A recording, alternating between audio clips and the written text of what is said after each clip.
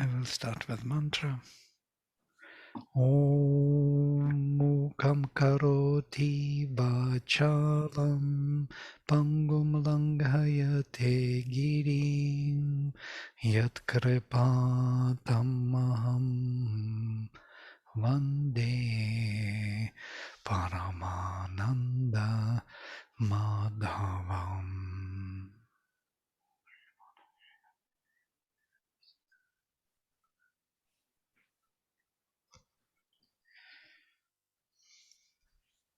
All right, so we stopped at the end of the chapter 7. I'm opening the chapter 7 here somewhere. Vedaham samatitani vartamanani charjuna bhavishyani cha bhutani mam tu vedana kaschana. I know all of these beings which passed already, of the past, all of the present, vartamanani, and bhavishyani cha bhutani, and all the beings of the future. Mam tu vedana kaschana, but nobody knows me here. So this says something about time, very interesting thing about time. What time is about. It's kind of spreading the being in such a way that we are disconnected.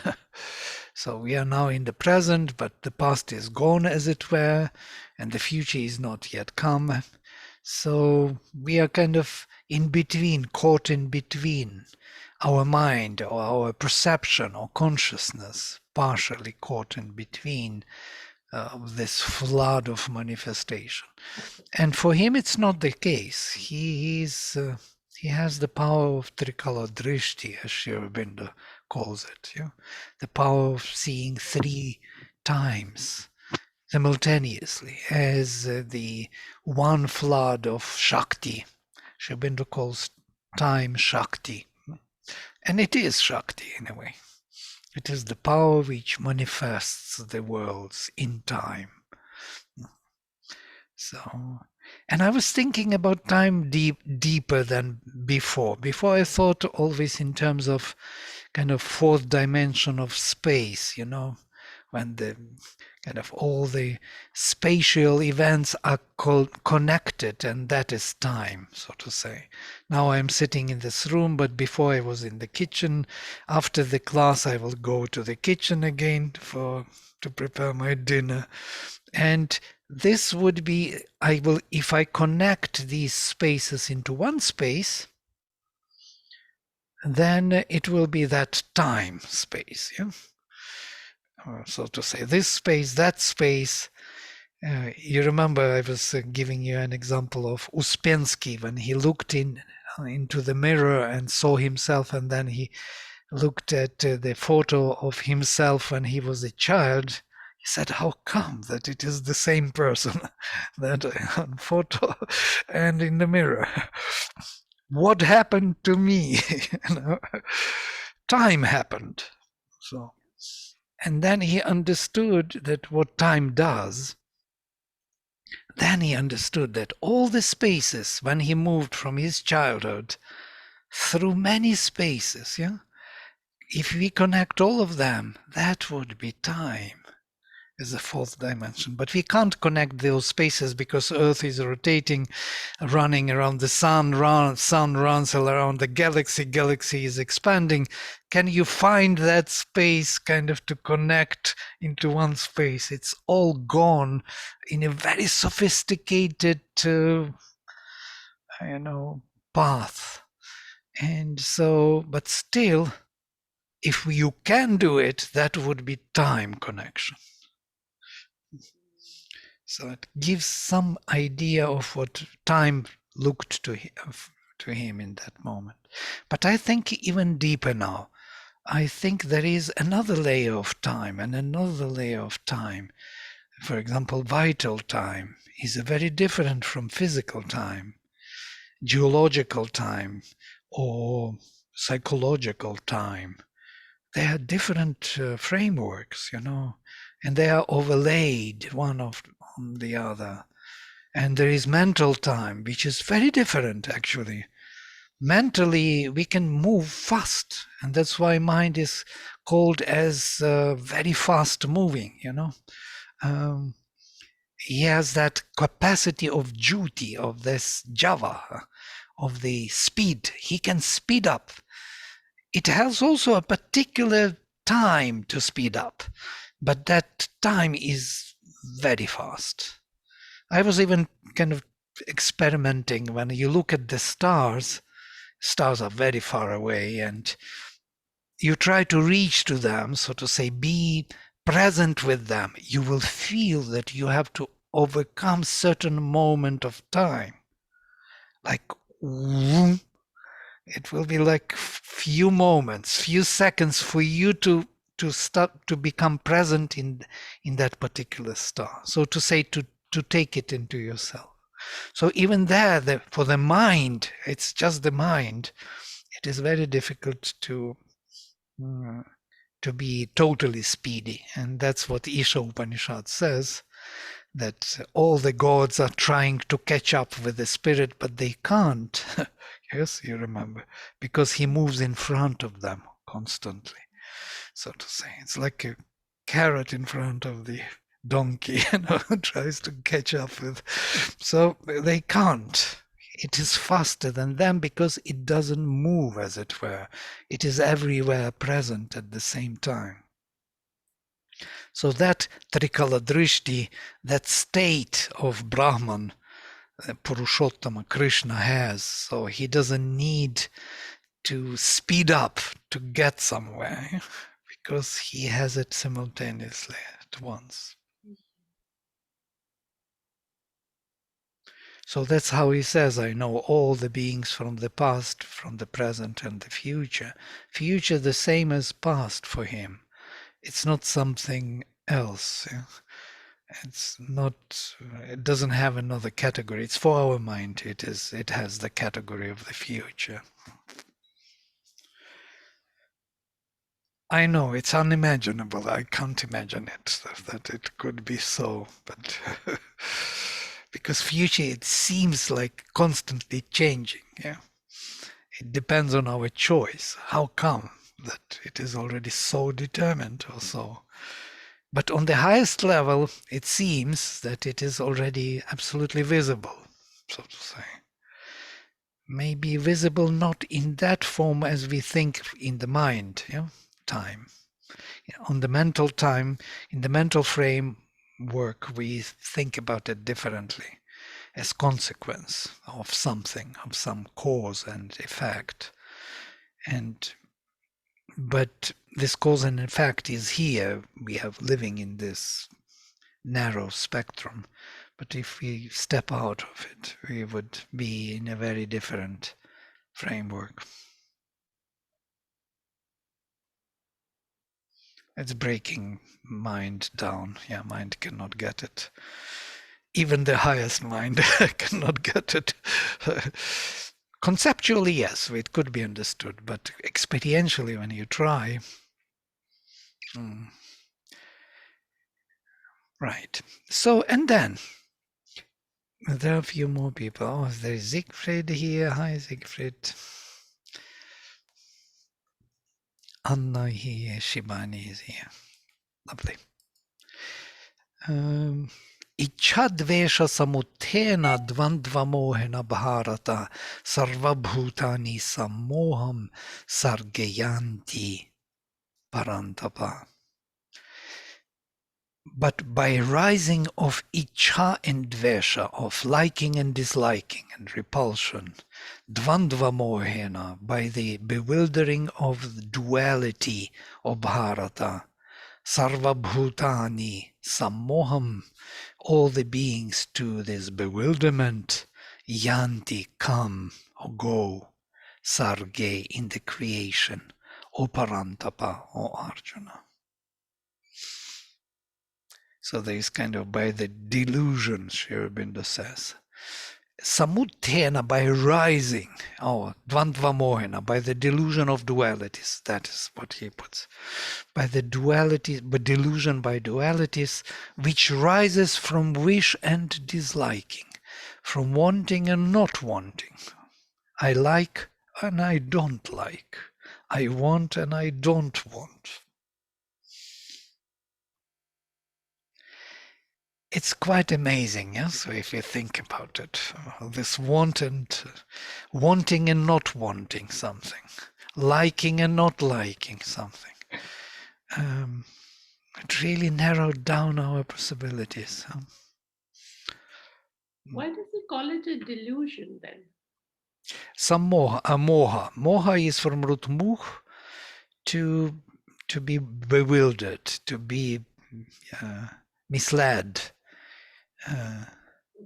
Krishna also is called Mohana. He is bewildering us, kind of. We become, I don't know. It's an interesting word, anyhow. Murha, you know Murha is the stupid one. You know, Murkha. Most probably you have it in Hindi also. Murkhe.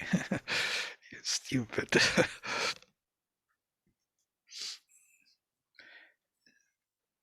Yeah, dualities. And these dualities are not really our proper nature. It seems this is the nature of our nature, as it were. It's not the nature of our being, of our soul. So, and because of that vitality of which, because vital force acts in this duality, it needs duality to really manifest everything in time. Again, time, yeah? So how else it would do something, some work in time, if duality would not be there, if that tension would not be created. That energy is that duality which makes everything possible. And we are bewildered by that duality, definitely. We are part of it. We are the product of that duality. And our consciousness is tied up to it. Yeah? We are drawn to what we like, what we don't like. We learned from others what to like and what not to like, from our cultures, from our upbringing, from preferences, from the stars, from all these constellations. They gave us a particular character, particular mind, temperament.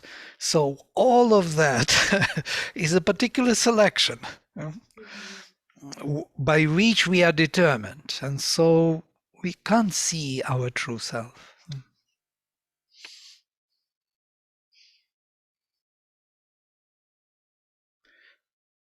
Yesham tu antagatam papam, yesham tvantagatam papam jananam punyakarmanam, te dvandva mohanirmuktah bhajante mam dridhavratah. But whose papam, sin, now this word is very particular, whose sin is gone till the end, of the people who are born here in the body, punya karmanam, of those who do only punyas, or meritus, or how to say, holy actions, let us say, or actions which are leading to the increase of capacity of the spirit, let us say that way.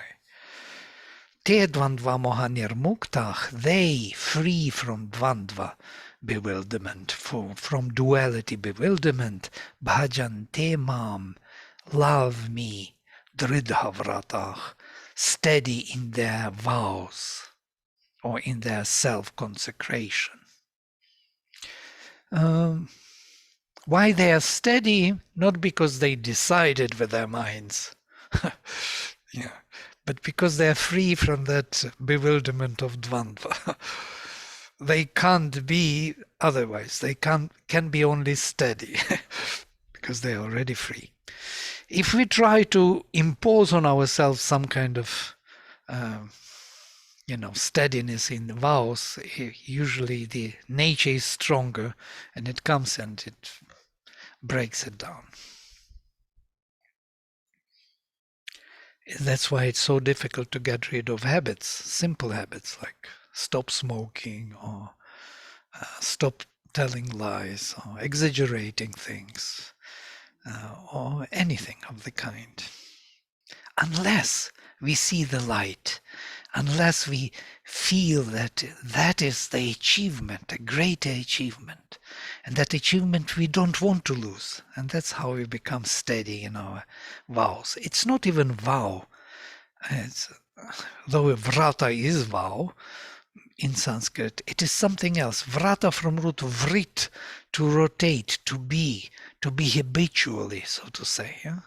So I make, so my nature, my grooves become steady. I'm no more fluctuating. Yeah? My paths become steady because I found the meaning in the light, in the singularity rather than in duality.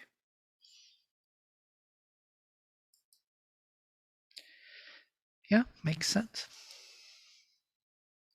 Sanskrit words are very interesting because they always give you a sense why they're used by the rishis. And with word papam is much more difficult. What is this word? We usually translate it as sin because English doesn't have other words. But it is also evil. It is something. And I was thinking about this, and we discussed in our class on the metaphysics. I think on in Foundations of Indian Culture or Sanskrit, papam. It could be that it is something isolated or self-absorbed or self-consecrated to oneself, so to say, separated within oneself, as it were. You know, Sri Aurobindo says he gave the hint that there is no other sin but selfishness. Selfishness is the only sin we have. So we don't want to expand. We want to shrink to ourselves, hold to ourselves as if we are reality, separate from the reality everywhere, within and without. So when we are holding to that particular formation, that is sin. And I think papam in some way etymologically has that sense. This pa, labial sound which is on the surface, holding the surface, yeah? Separating us with the wall from one side pap and from the other side. From both sides we are on the surface, so to say, becoming flat. We do not have entry or expansion. We can't expand. So consciousness shrinks down. It has no capacity to be. It becomes limited in its action, and that is sin.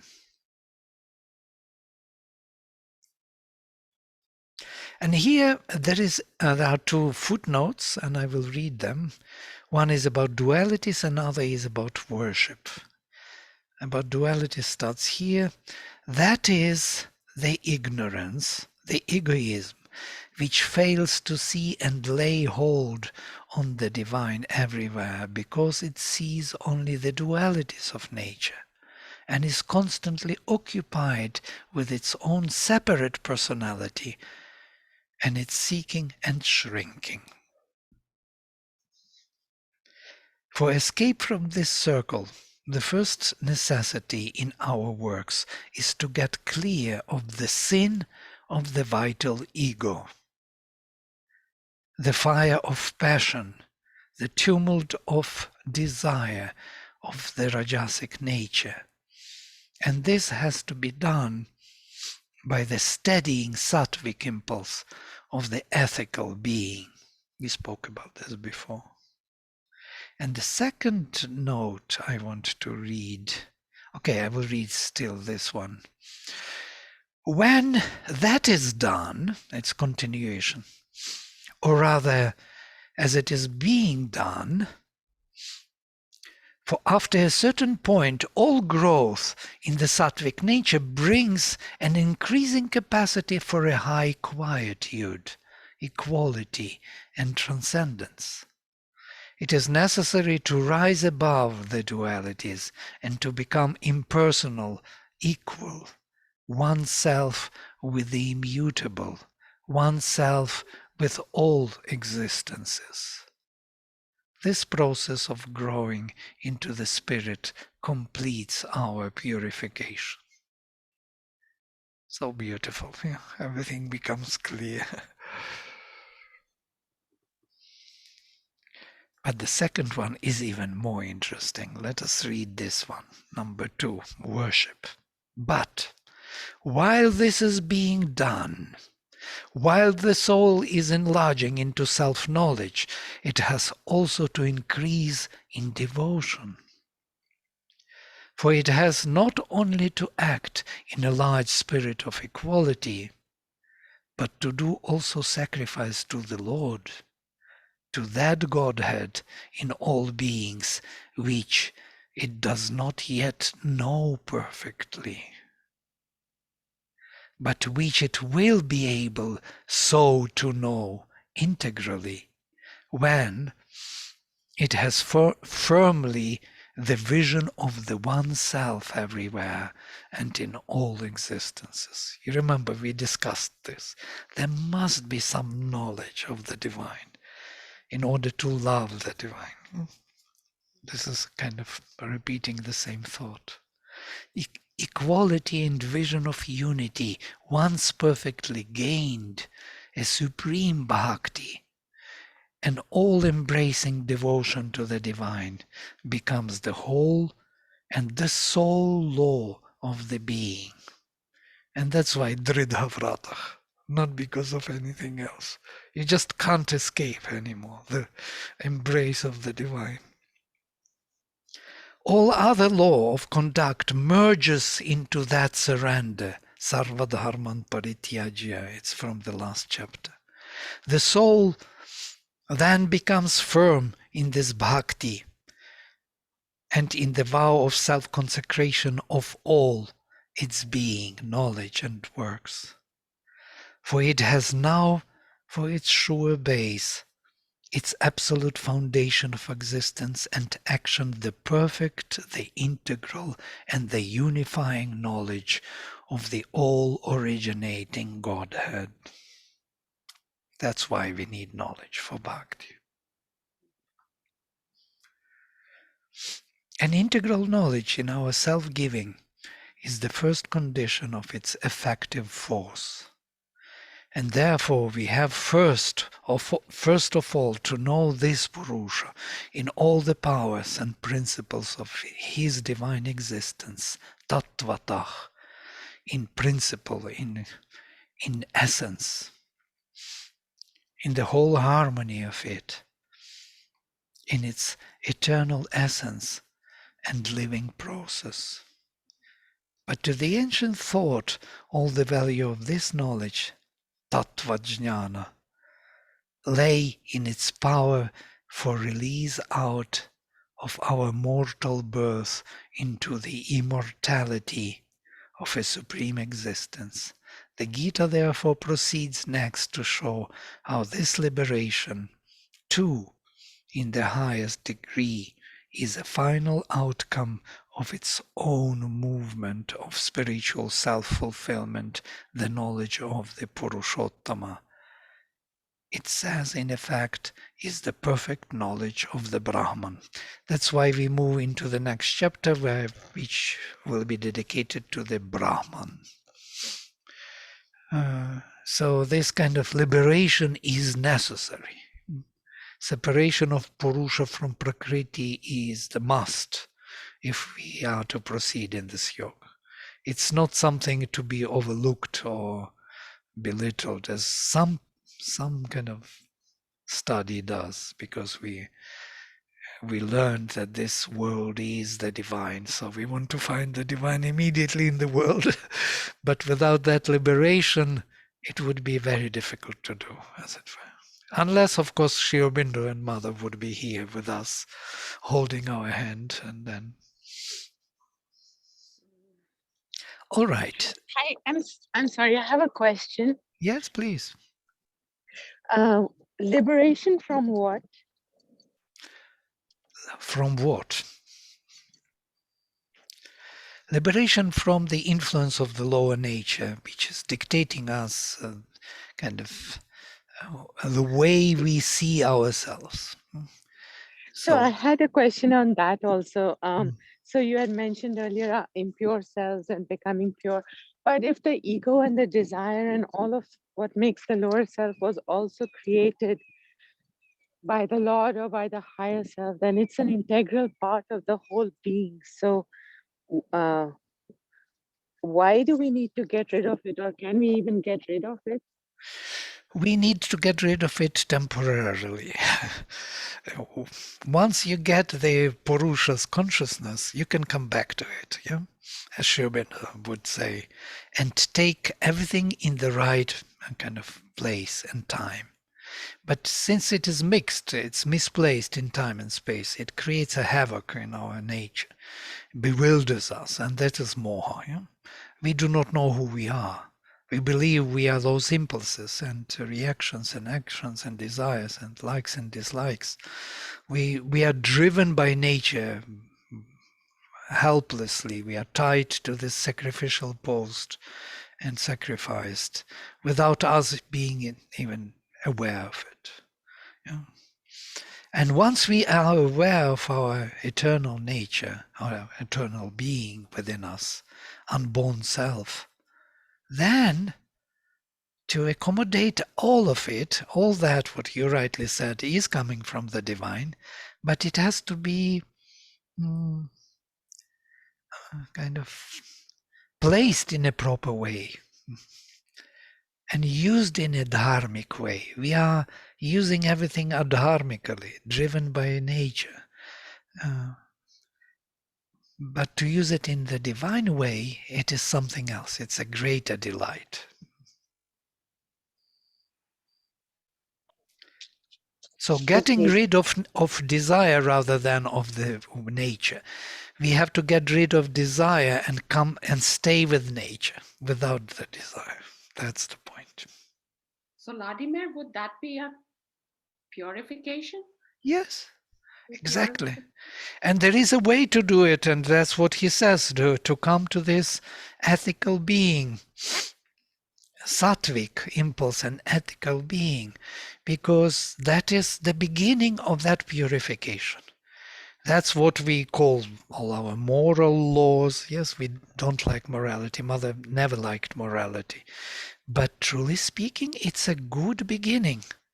It doesn't mean that it should endure and should determine all our behavior. No, it's just we have to step out from these impulses of nature. Yeah, I feel like doing this, or I want to do that, and I am afraid and I dislike all these I everywhere. Just look at our world, how people live and how we live, what we say, what we think. Let us say, well, not what we say, what we think. We can think exactly that. Nobody hears us, only me there, so I can think whatever I want. And there I can say very strange things. Not I, but some nature in me tells me, and I say to myself, shut up, you. To my lower nature, to my vital. My vital tells me something. They are so wrong. They don't have justice. It's like, be calm. So please don't do it to me. So you live like a schizophrenic of some kind. you know, you talk to your nature, you make order in your kingdom, you speak to your different members, you try to control your mind, your thoughts. Certain thoughts you cast away, you don't allow them to come. Oh, here they are, here they come. You could see them, you could feel them already from far away. And if you have a strong will and base, kind of spiritual, you can cast them out. And then they get bored with this. If you cast them constantly out, they will go away as if and hide and wait for the better occasion. We know all this. It's an inner life. We do it every day. We never speak about it, yes, because who speaks about these things? But how to be free, how to be oneself, how to be true to oneself. That's for that reason we have to be free from nature. That's the freedom from, and to find ourselves. So Vladimir, what about the notion of communing and attuning to nature? Like if we are a part of nature, maybe humanity is the only unpredictable part of nature. Yeah, because we have mind, yes. Because of our mental will, we can choose and mix things up. We can misplace things. In nature, it doesn't happen easily. You cannot find animals misplacing time and space easily. Yeah? When they are hungry, they are looking for food. When they are not hungry, they are not looking for food. Yeah? They do something else. We are looking for food when we are not hungry. Yeah? Mm-hmm. So we are totally misplaced. So we know, we predict, we think in time what will be next, and on that ground we behave. We don't behave on the immediate need ground. So, and that's why we misplace things and make mess out of the world. And at the same time, it's a strength. You know? It's not only so, but to identify with nature, one has to be free, first of all. And that's what Sri Aurobindo says here, emphasizing. Without being free, you will not stabilize the divine in nature. There will be glimpses all the time that nature is the divine in a way. We can see it here and there, the beautiful sunset or forest or breeze from the ocean or full moon or stars. It's all marvelous and beautiful, and we feel the divine presence in it, but it cannot be maintained because of this nature, duality within us, preferences. So we have to step away, step out of that zone of desires and allow that equality, equanimity to build up. Our transparency, we become transparent, and through that transparent space of equality and equanimity, we have a glimpse of the our true nature, unborn self. That's why we need ethical being and sattvic impulses. So within the nature, we will be able to get to that state where nature is not. And then it's a totally different story. Then you can take nature in.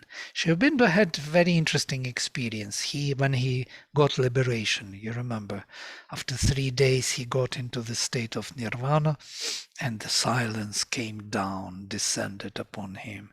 It was such a dense silence that he saw himself and all the beings as in a movie. There was no him as a subject, so to say. Everything was unreal, as it were, he says. And then he says, after some months, things started to come back to him, but they were already in the right place. They were not the same things.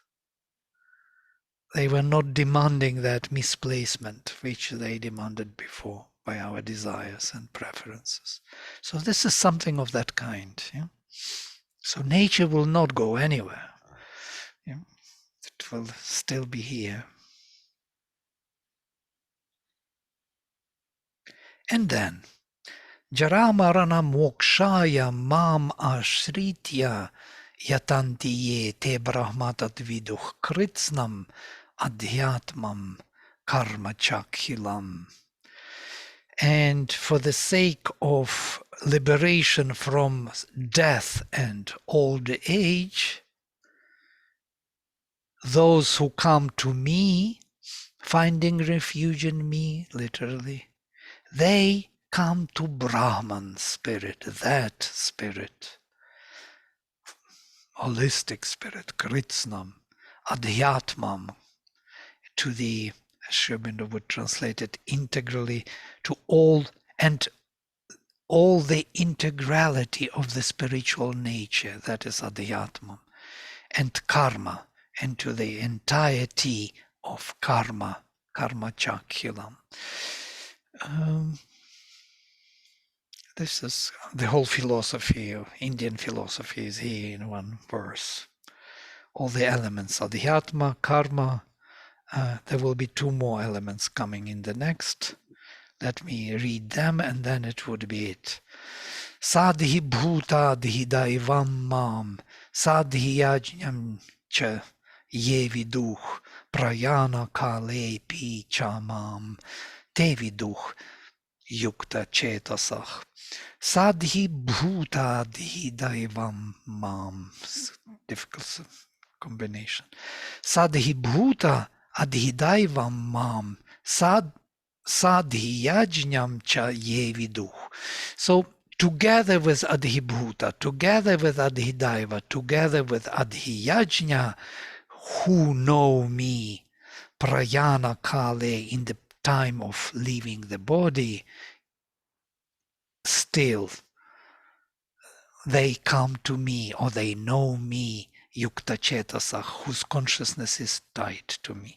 I'm translating literally here what Sri Aurobindo says, because they know me and know at the same time the material and the divine nature of the being and the truth of the master of sacrifice, they keep knowledge of me also in the critical moment of their departure from the physical existence, and have at that moment their whole consciousness in union with me. This was quoted many times by many scholars. So in the moment of departure, when we die, this is the guideline, what to do. Yes? Some people say you have just to remember the divine in the last moment and it would be enough. I don't believe so. And Sri Aurobindo says also differently. He says you have to live this during your lifetime.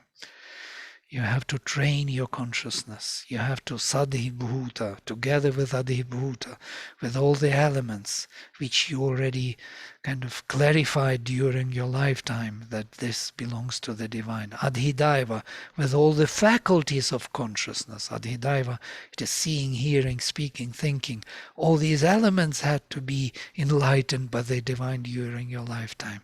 Sadhiyajñam, and that adhiyajña who is within the heart of man, inside the psychic being. Those who know me in those forms, in the time, even in the time of death, they come to me.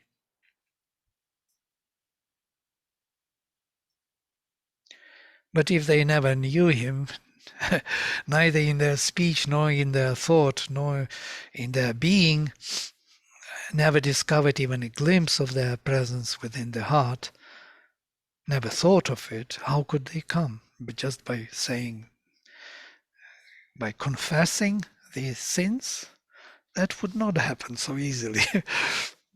Maybe it will take a little bit off the load, but still the nature, it will be dragging us where it belongs. The consciousness, where consciousness belongs. There we would go. With whom we shared our consciousness, with what beings during our lifetime, and especially at the end of our lifetime, there we would depart. But it's also true, kind of like one can't remember the divine during their departure, because that time so many other, if one hasn't done that throughout their life, like it would be just a lip service, like if one remembers, like, but to really consciously remember the divine during that state when so many emotions can grip, like one has to be working during the life. So I guess it's a catch-22 kind of a thing. I was thinking that the very fact that you're dying and you know already about this, that what else you should remember? There is nothing else to lean to or to clasp. You know, you want to go only where there is a total security, as it were. So, what else would you take with you? What kind of things, preferences? You know. But some people, of course, don't know even about that, so they just follow others, or worried how that would be after their death, when how they will be buried, and so on and so forth. You know, we had a neighbor in the village where my mother is from. And the neighbor, that was a very interesting death. He lay down, he prepared himself. He said, "Today I die." He washed himself, put a nice dress, lie down, and then as if he died. And then they all started to cry, and he said, no, I have to go to the toilet still." He went to the toilet, came back, lie down, and died. Amazing. He must have been a great soul. It must be something real, truly speaking. Do you think the consciousness, if you have worked, in your living years towards this kind of purification, and you've created a consciousness, then that consciousness creates the atmosphere at that time that your mind doesn't sway with fear, attachment. The mind sways at that time with fear, attachment, and can get pulled in many directions. But if you have worked at your consciousness being, then it kind of creates an atmosphere where there will be peace around you, so that you can do the needful and remember the divine. Do you think that has? Sure, that is so important, that atmosphere when the person departs, and not crying relatives around or something, holding hand, pulling back, not kind of some regrets or some kind of last word will, and that I leave my belongings to someone, or something.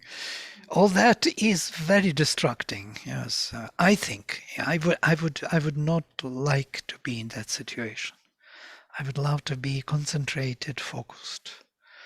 I remember I watched a movie with Gandhi. You remember there was Gandhi movie, and when he was killed, when he was shot, you remember? I was shocked by one thing. What he said was not that he was not fighting for his life. He was not cursing the guy who shot him. But he said just Om Ram. As if he was waiting for it. And that was so kind of revealing something to me, how to leave the body. I remembered from that moment, he couldn't have written about this because he died after that. So, but it was remembered by others, and it was put into the film. When they shot him, just without any emotion on the face, without struggle, without anything, just one Om Ram, remembering the divine. Beautiful, beautiful departure.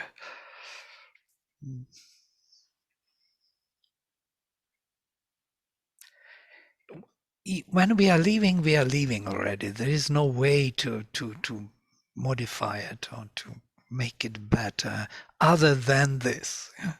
To be totally calm, to be peaceful, and remember the divine. So we have to train ourselves now. It's still time.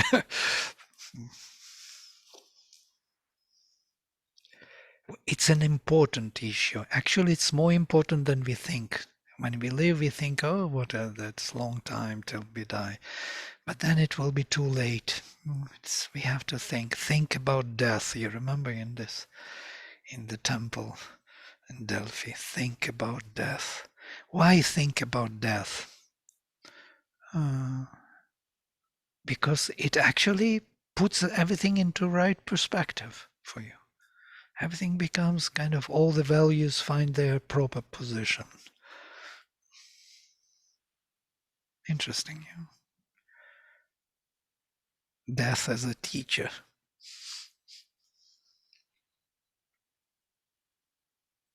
Dharma Raja, the king of Dharma. Most probably that's why he's Dharma Raj. All right, that is the chapter 7. So we prepared for the chapter 8. Chapter 8 will be about Supreme Divine, or the Brahman, the Spirit, Nirvana. But we will take it next time.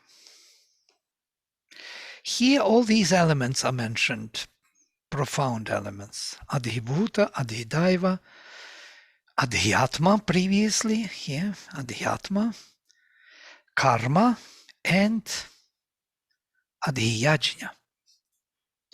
So as you remember, Sri Aurobindo puts all this into, these are the fundamental terms of Indian philosophy. Adhibhuta, all about our physical existence, embodied existence. When consciousness is turned without, outside. Adhidaiva is when we live within our vital and mental movements of energies, our faculties of consciousness, our inner seeing, inner thinking, inner speaking, feeling, being. And then we have the innermost, Adhyatma, our spiritual nature. Spiritual nature, integral, all the integrality of the spiritual nature, Adhyatma, from which Svabhava is produced. It's interesting, in another shlok. And karma, entirety of all activities, movements of nature, in accordance with Svabhava of Adhyatma. That's why they are mentioned most probably in one line. And then Adhyajna. Adhyajna is the innermost presence of the divine within our heart. It is the presence of Purushottama within the psychic being, as it were. It is the one highest divine present within the individual soul, who is partaking of all the offerings which we offer.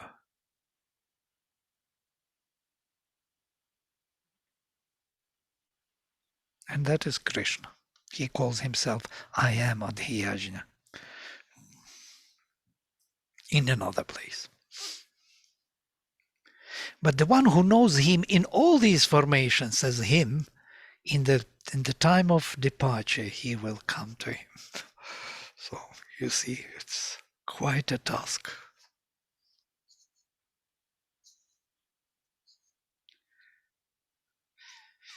Great. If you have some observations, thoughts, please go ahead.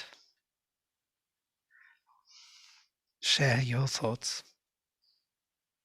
That is why it's so important to build our consciousness, the first step. So important to, widen our consciousness to that knowledge and to try and practice that in this lifetime. Yeah. And to know it. That's, luckily we have Gita, we have Sri Aurobindo, we read it. We already know about it. It's a big thing, just even to know mentally about it. I don't know how many lifetimes it will take to realize all of it, but still we are on the way, we are on the path. Doesn't matter how many lifetimes, it can be thousands of lifetimes. Still we are on the path. It's already delight to be on the path of the truth, to tune oneself to the truth. We are not waiting for the result. You are not expecting the result to come too soon. When I was younger, I believed, I will tell you how arrogant I was when I was 21. I believed that I need half a year to reach the nirvana, half a year at least, because I felt already the presence, I felt already the power, kind of, and I thought I need just to concentrate more and more, and to do sadhana, to do yoga, and I was doing it, doing until something popped up. And that popping up was powerful and meaningful, and my life changed totally. I can't be the same person, but it somehow stopped there. Because the whole of nature was not ready to receive that overwhelming presence. So it needed to accumulate it, accommodate it slowly, step by step, with many mistakes, and so on and so forth. And so, yeah, I think sometimes we advance a great deal and then we reach a plateau spiritually. And part of the purpose of that, I would like to hear what others think, including you, Vladimir, of course. It's to integrate our realizations into the entirety of our being, because Sri Aurobindo describes so beautifully a process of ascent and integration.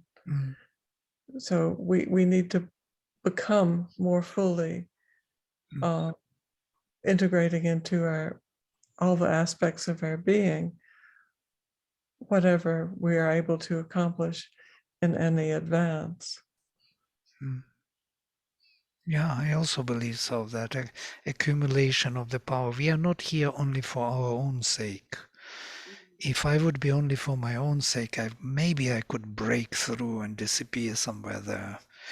But that thing which was found, or that presence, or that power, has to slowly change the whole nature, and not only mine, but everything around me, within me, without me.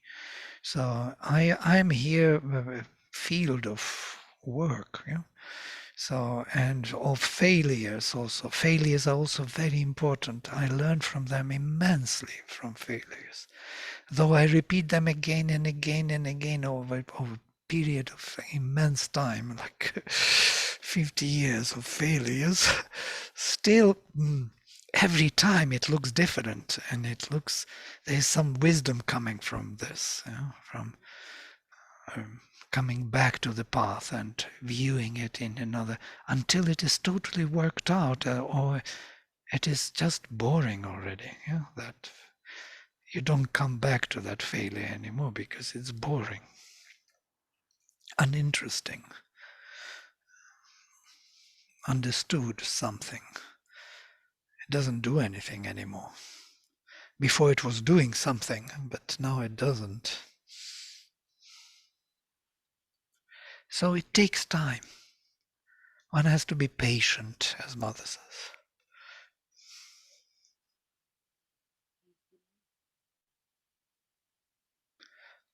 I wish it would be faster and clearer. When I was younger, I wanted it to be faster. But now, when I'm older, I think it is okay.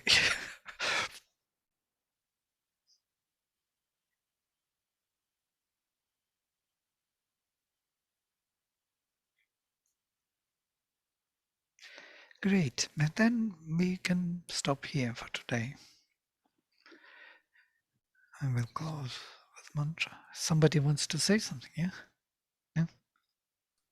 Yeah, Gita Shri, yes. Put down your microphone. No, Yeah. I was just going to say, and as we grow older, we also become so much more wiser. Could be. Okay. But as they say in Russian, дураком можно в любом возрасте. One can be a fool in every age. I'm just saying this to seeing Anna's picture. Vladimir, what came up for me, just some miscellaneous thoughts about integration. And we are talking about integration of ourselves and then of the words earlier, the opposites. You really can't have one without the other. You can't know something's hot unless you know it's cold. So cold is kind of a part of hot and hot's a part of cold. And maybe that's kind of the interbeing, this whole interbeing of everything in relationship. And you were talking about time being its own layers or maybe multi-dimensions. Maybe this interbeing is its own space to the interdimension, the dimension of all of us and everything all together. Very nice. That's what I was kind of thinking of when you were. Very nice, because everything is cold and hot and yes and no. All these are the parts of one self, of one divine self. Only we don't see it yet, but the moment we see it, it's a very different being. So to say, we can manage everything and anything. We don't need to shrink from anything. We don't need to run away from danger, because there is no danger. And maybe that's where the freedom comes in. Mm. Yeah, that is the freedom. Yes, exactly. Freedom from birth and death.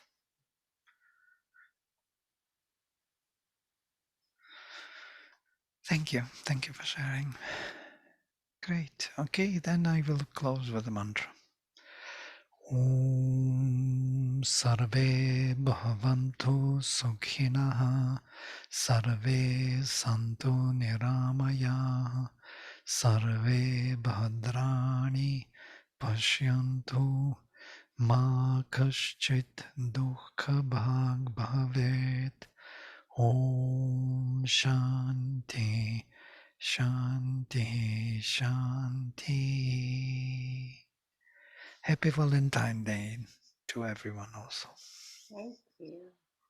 Same to you. Thank you. Thank you.